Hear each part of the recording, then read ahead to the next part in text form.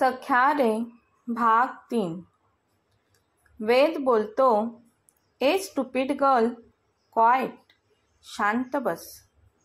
पण ती शांत बसणे अशक्य होतं. काहीही करून आता तिला शांत करायलाच हवं. खूपच इरिटेट करत आहे ही. वेद स्वतःशीच पुटपुटत असतो.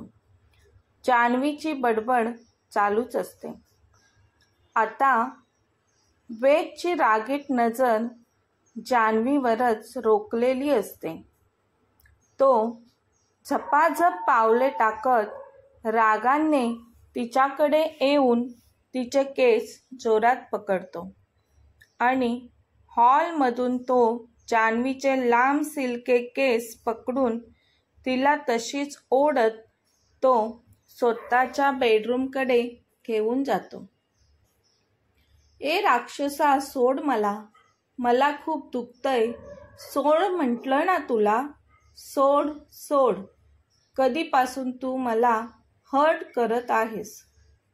तो तिचं काही एक न ऐकता तिला तशीच ओढत बेडरूममध्ये आणतो. बेडरूममध्ये पोहोचल्यावर तिचे केस सोडून देतो. ती रागाने त्याच्याकडे बघत असते. तो तिच्यावर एक कटाक्ष टाकतो आणि नजर खाली करायची असं बोलून, हा आणखीन एक कायम लक्षात ठेवायचं. ए मुली, माझ्याशी बोलताना नीट आदबीने बोलायचे. अरे तुरे न बोलता आवाजावर बोलायचे. मला सर म्हणून आवाज द्यायचा.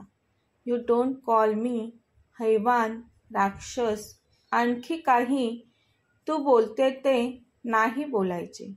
Got it? समजले का स्टुपिड? मूर्ख कुठची. आल्यापासून नुसती वायफळ बडबड करून इरिटेट करून सोडलं आहे. तुझी बडबड बंद कर. आता तू माझ्या फार्म हाऊसवर आहेस, ना की तुझ्या बापाच्या घरी. वेद बोलतो. त्यावर जान्हवी लगेचच बोलते, नाही करणार बडबड बंद. जोपर्यंत तू मला इथून जाऊ देत नाही तोपर्यंत मी माझी बडबड बंद करणार नाही आणि तुला इरिटेट करण्याची एकही संधी सोडणार देखील नाही. समजले का राक्षसा तुला? आणि तुझ्याशी आवाजावं आणि काय ते तुला सर बोलायचे? माय फूट. मला नाही जमणार. गेलास उडत, गुंड राक्षस, बैल हिटलर कुठचा. भावनाहीन माणूस. ती बोलतच असते की तो पुढे होऊन रागाने तिचे दोन्ही दंड जोरात पकडतो आणि जास्तीत जास्त आवळतो. तिला खूप वेदना होऊ लागतात. डोळे पटकन पाण्याने काठोकाठ भरले जातात. तो त्याच्या तीक्ष्ण नजरेने तिलाच पाहत असतो. तिला दुःख देण्यासाठीच तो तिला घेऊन आलेला असतो. पण तिचे पाणीदार डोळे त्याला अस्वस्थ करू लागतात. त्याच्या हाताची पकड थोडी सैल होते, पण ते तेवढ्यापुरते असते. दुसऱ्या क्षणाला तो तिला रागात भिंतीवर आपटतो. ती कळवळते. आह. तिच्या तोंडातून वेदनायुक्त शब्द निघतात. तिच्या निरागस चेहऱ्यावर खूप वेदना असतात. ती वेदनेत आई ग असं बोलते. पण वेदला तिच्या वेदनेशी काही घेणं देणं नसतं. तो फक्त बदला घेत असतो. तो तावातावाने तिला बोलतो, काय बोललीस? तू मला सर नाही बोलणार? वेद बोलतो, हो, नाही बोलणार. जान्हवी त्याच्या डोळ्यात पाहून बोलते. तसा तो तिच्या अगदी जवळ येतो आणि तिला बोलतो, मला नाही ऐकायची सवय नाहीये. अतिशय रागात बोलतो. मला घेऊन आलास ना इथे, मग आता सवय करून घे. तसा तो तिच्या आणखी जवळ येतो. त्याचे गरम श्वास आता तिला तिच्या चेहऱ्यावर जाणवत असतात. तो इतक्या जवळ आला आहे आपल्या.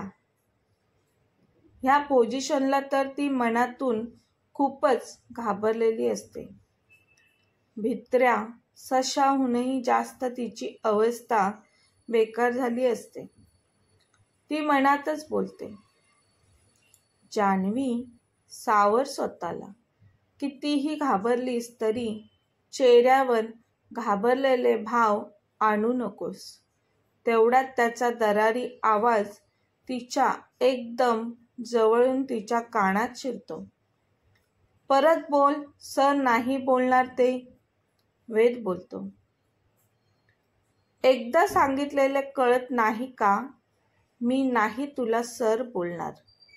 1000 वेळा विचारलेस तरी 1000 वेळा मी हेच बोलेल, नाही बोलणार. जान्हवी वेदच्या डोळ्यात डोळे घालून बोलत असते. आता मात्र त्याचा राग गगनाला भिडलेला असतो. कारण ती त्याच्या प्रत्येक शब्दाला प्रत्युत्तर करत असते. तो हळूच तिच्या कानात बोलतो, बरं, नको बोलूस, पण तू माझ्यातील वाईल्ड ॲनिमलला जागं करत आहेस. हे तो तिच्या कानात एकदम हळूवार बोलताना त्याचे गरम ओठ तिच्या कानांना स्पर्श करतात. त्याचे गरम श्वास तर पहिलेच तिच्या कानावर तिला जाणवत होते. आयुष्यात पहिल्यांदाच कोणीतरी पुरुष तिच्या इतक्या जवळ आला होता. त्या पुरुषी गंधाने त्याही कंडिशनमध्ये तिच्या अंगातून वीज चमकते आणि ती अंग अंग शहारते. पण ती भानावर येत त्याच्यापासून दूर होण्यासाठी स्वतःची मान थोडी हलवते आणि त्याच्यापासून दूर होण्याचा प्रयत्न करत असते. तेवढ्यात परत त्याचा आवाज तिच्या कानावर पडतो. तो रागाने, तुझी शिक्षा अजून बाकी आहे. माझे न ऐकणाऱ्यास मी काय शिक्षा देतो ते कळेलच तुला. त्यासाठी तयार राहा. हे गणपती बाप्पा, हा राक्षस मला काय शिक्षा देणार आहे? वाचव मला. जान्हवी पुढचा ला बोलण्या अगोदरच वेद क्षणातच तिच्या ओठांवर आपले ओठ टेकवतो. तसे तिचे डोळे विस्फारतात. ती त्याच्या छातीवर दोन्ही हातांनी दाब देऊन ती त्याला स्वतःपासून दूर करू लागते. पण वेद मात्र जोरजोरात अतिशय रागाने तिला वाईल्ड किस करू लागतो.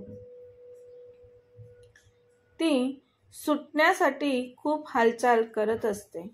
त्याच्या छातीवर जमेल तेवढ्या ताकदीने आपले हात दाबून त्याला दूर करण्याचा प्रयत्न करत असते. तिची खूप धडपड चालू असते त्याच्यापासून सुटण्याची. जसं की हरिण वाघाच्या जबड्यातून सुटण्याचा प्रयत्न करत असते, अगदी त्याचप्रमाणे जान्हवी सुद्धा वेदच्या तावडीतून सुटण्यासाठी. तिने कितीही प्रयत्न केला तरी तिची ताकद त्याच्यापुढे कमी पडत होती. ती त्याला तसूभर पण हळवू शकली नाही. तो एका भक्कम पोलादी खांबासारखा तिच्यासमोर उभा राहून तिला अतिशय जोराजोरात वाईल्ड किस करत होता. आल्यापासून ती त्याच्या प्रत्येक शब्दाला प्रत्युत्तर करत होती. ती सर्व भडास तो किस करून स्वतःचा राग शांत करण्याचा प्रयत्न करत होता. आता त्याच्या छातीवरील तिचे हात शांत होतात. तिची हालचाल थांबलेली असते. आता तिचे शरीर त्याला प्रतिकार करणे थांबवते, कारण ती खूपच थकलेली असते. वेदचे श्वास मात्र खूपच वाढलेले असतात, पण तिची हालचाल बंद होते ते पाहून वेद भानावर येतो. एक नजर तिच्याकडे पाहतो तर ती शांत झालेली असते. आता तिच्या डोळ्यात कोणतेच भाव नसतात. तिच्या दोन्ही डोळ्यातून अश्रू वाहत असतात, पण ती एका पुतळ्यासारखी उभी असते. वेद भानावर येत तिच्यापासून दूर होतो. आता वेदला मनातून वाईट वाटू लागते. तो तसाच तिथून निघून जातो. तर जान्हवी त्याच जागेवर खाली बसून दोन्ही ढोपरांच्या मध्ये डोकं ठेवून रडू लागते. आई बाबांची खूपच आठवण येऊ लागते तिला. बाबा, कुठे आहात तुम्ही? आतापर्यंत तुम्ही तुमच्या जानूपर्यंत पोचायला हवे होतात. मला तुमची खूपच आठवण येत आहे आई बाबा. आणि ती आता मोठमोठ्याने रडू लागते, कारण या क्षणाला ती स्वतःला खूपच निर्बळ समजत असते. आई बाबा, तुमच्या विना मी इथे एकटी पडली आहे आणि या राक्षसाच्या तावडीत सापडली आहे. लवकर या तुम्ही आणि तुमच्या जानूला या राक्षसाच्या तावडीतून सोडवून घेऊन आपल्या घरी जा. हे गणपती बाप्पा, लवकर माझ्या आई बाबांना माझ्यापर्यंत पोहोचण्यासाठी मदत कर. प्लीज बाप्पा, मदत कर. मला नाही राहायचे आहे बाप्पा इथे या क्रूर राक्षस हैवानाबरोबर. काहीतरी चमत्कार कर आणि लवकर माझी आणि माझ्या आई बाबांची भेट घडवून आण. जान्हवी हळूहळू पुटपुटत असते. जसजसा जास्त वेळ जात असतो तसतशी ती फार टेन्शनमध्ये येत असते. इकडे वेद ताडताड रागात पावले टाकत खाली हॉलमध्ये येतो. स्वतःचा हात जोरात भिंतीवर आपटतो. तो स्वतःच गिल्ट फील करत असतो. स्वतःशीच मनात बोलतो, मला असे करायचे नव्हते यार. पण ती स्टुपिड गर्ल शांतच बसत नव्हती ना. तो इकडून तिकडून तावातावाने फेऱ्या मारत असतो. थोड्या वेळानंतर सोफ्यावर बसतो. बेडरूममध्ये जान्हवी असते. बेडरूममध्ये गेलो तर बडबड ऐकायला मिळेल म्हणून सध्या तरी बेडरूममध्ये जाण्याची त्याची इच्छा नसते. तो तसाच हॉलमधील सोफ्यावर पाय लांब करून झोपून जातो. त्याचा डोळा लागलेला असतो. त्यावेळेत बाजी श्याम काकांना फार्म हाऊसमध्ये सोडतो. श्याम काका कोण? तर वेद फार्म हाऊसवर आला की त्याच्या जेवण, नाश्ता, चहा पाणी ह्या सर्व गोष्टी ते पाहतात. वेद आल्याचे समजल्यावर वेदच्या सेवेसाठी ते हजर झाले होते.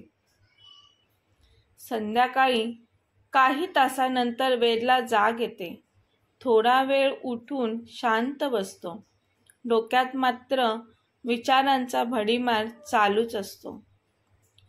बेडरूममध्ये जान्हवीला ठेवलेले असते. त्यामुळे बेडरूममध्ये जाण्याची त्याची इच्छा नसते. तो एक कटाक्ष तिथूनच बेडरूमकडे टाकतो. ताडकन उठून बेडरूमकडे जायला निघतो. त्याची इम्पॉर्टंट मीटिंग मिस झालेली असते, जी तो ऑनलाईन अटेंड करणार होता.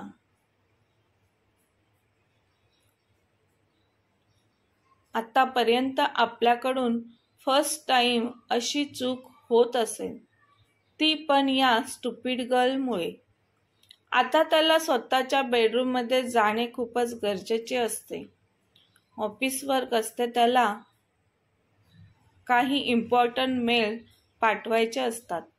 पण जाता जाता श्याम काका समोर येतात. काका, कधी आलात तुम्ही? वेद अदबीने बोलतो.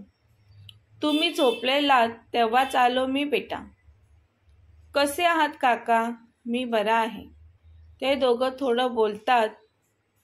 जाता जाता वेद त्यांना 2 कॉफी थोड्या वेळाने आणून द्या सांगून बेडरूमकडे निघून जातो. बेडरूममध्ये जान्हवी रडून रडून थकून भिंतीला टेकून तिथेच झोपून जाते. वेद बेडरूममध्ये येतो. रूममध्ये सर्वत्र नजर फिरवतो तर जान्हवी एका बाजूला भिंतीला टेकून बसूनच झोपलेली असते. तिचे अश्रू गालावरच सुकलेले असतात. खूपच थकलेली दिसत असते. चेहरा कोमेजलेला असतो. केस विस्कटलेले असतात. तिला त्या तशा अवतारात बघून त्याचे एक मन बोलते, आपण फार चुकीचे वागत आहोत हिच्याबरोबर. पण लगेच दुसरे मन बोलते, आपण हिला त्रास दिला तरच हिचा बाप नरक यातना भोगेल धर्तीवरच. मी किती सहन केलंय. माझी फॅमिली गमावली आहे.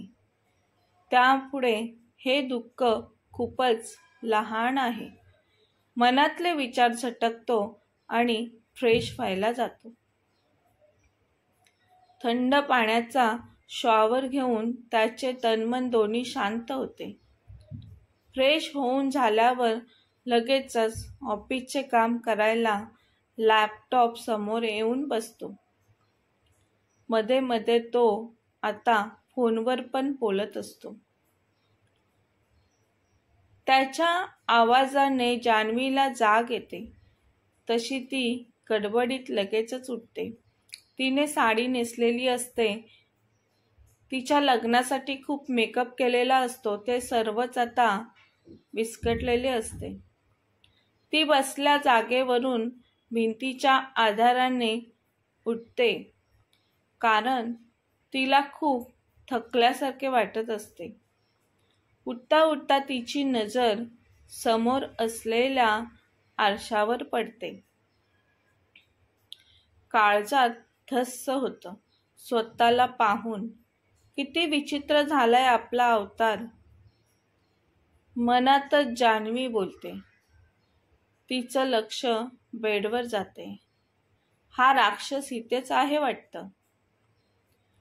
आता ती परत स्वतःला आरशात पाहत केस विंचरते. साडी नीट करते. पण तिला आता साडी चेंज करायची असते. कंटाळली असते ती साडीवर. आपल्याला तर ह्या राक्षसानं किडनॅप केलं आहे. माझ्याकडे काहीच कपडे देखील नाहीयेत. कुठून आणायची कपडे? हा राक्षस मला इथे घेऊन आलाय तर त्यालाच विचारायला पाहिजे कपड्यांविषयी. पण मला तर राक्षसाचे तोंड पाहण्याची अजिबात इच्छा नाही. मग विचारणार कसे? तिच्याकडे दुसरा पर्याय देखील नसतो त्याच्याशिवाय. ती नाइलाजाने त्याच्याशी बोलायला जाणार तेवढ्यात श्याम काका कॉफी घेऊन येतात. ती त्यांच्या चाहुलीने जिथे उभी असते तिथेच थांबते.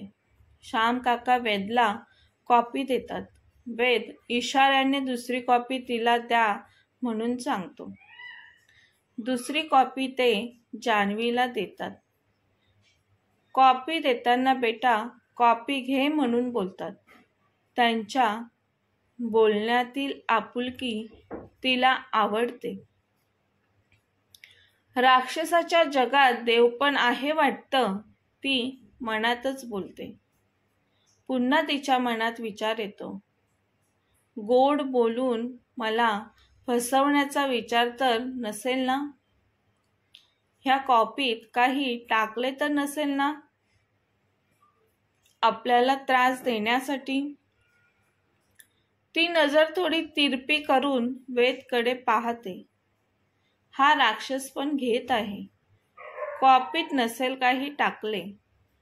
त्या काकांकडे पाहून वाटत नाही काही टाकले असेल मला त्रास देण्यासाठी. बेटा घेतेस ना कॉपी? काका परत तिला आवाज देतात. ती कॉपीचा कप हातात घेत त्यांना बोलते, थँक्स काका. काका जायला निघतात तशी ती त्यांना आवाज देते, काका इथे माझ्यासाठी काही कपडे मिळतील का? मला साडी चेंज करायची आहे. बेटा तुझ्यासाठी लेडीज कपडे नाही तिथे. श्याम काका बोलून निघून जातात. वेद लॅपटॉपमध्ये काम करत होता, पण त्याने कान मात्र जान्हवी आणि काकांचे बोलणे ऐकण्यासाठी टवकारले होते. वेद मनातच बोलतो, अरे यार, या गोष्टीचा आपण विचारच नाही केला. वेद लगेचच त्याचा मित्र अरुणला मेसेज करून त्याची बायको कावेरीच्या मदतीने जान्हवीसाठी कपडे आणायला सांगतो. उद्यापर्यंत काम होईल त्याचा रिप्लाय येतो. जान्हवी कॉफी पिण्यासाठी नाही नको म्हणणार होती, पण आता तिला खरंच कॉफीची खूपच गरज होती. म्हणून ती काहीही न बोलता काकांकडून मुकाट्याने कॉफी घेते आणि पिते. कॉफी पिल्यानंतर थोडं बरं वाटतं तिला. तिचे डोळे आता रूममध्ये बाथरूम शोधत असतात. तिच्या नजरेत बाथरूम येते तसे ती फ्रेश होण्यासाठी बाथरूमच्या दिशेने जाते. थोड्या वेळातच बाथरूममधून फ्रेश होऊन बाहेर येते. वेद चोरून चोरून तिच्या हालचालींवर नजर ठेवून असतो. समोरच तिला बाल्कनी दिसते. ती बाल्कनीच्या दिशेने चालू लागते. बाल्कनीत जाताच बाहेरची थंड फ्रेश हवा आणि संध्याकाळचं छान वातावरण, बाहेरचा सुंदर निसर्ग पाहून मनाला छान वाटलं तिला. बाल्कनीतल्या झोपाळ्यावर बसून हळूवार झोका घेत बाहेर पाहत असते ती. आणि इकडे आपला हिरो वेद मात्र तिला चोरून चोरून न्याहाळत असतो. जान्हवी मात्र झोपाळ्यावर बसून मनात विचार करत असते. आई बाबांना समजले असेल का माझ्याविषयी काही? बाबांनी पोलिसांची मदत घेतली असेल आतापर्यंत. माझा शोध घेत असतील पोलीस, मग एवढा वेळ का लागतोय माझ्यापर्यंत पोचायला त्यांना? पोचतील का ते माझ्यापर्यंत लवकरात लवकर? जर नाही पोचले तर राक्षस काय करेल माझ्यासोबत? असे असंख्य प्रश्न तिच्या मनात येत असतात. आणि इकडे वेद तिचा सुंदर चेहरा न्याहाळत असतो. जान्हवीला याची पुसटशी कल्पना देखील नसते. काय होईल भाग 4 मध्ये? येतील का जवळ आपले हिरो हिरोईन? की पोलिसांना खबर लागेल जान्हवीची? ते पाहण्यासाठी चॅनेलला सबस्क्राईब करा. कथा आवडल्यास लाईक, शेअर आणि कमेंट करायला विसरू नका. धन्यवाद.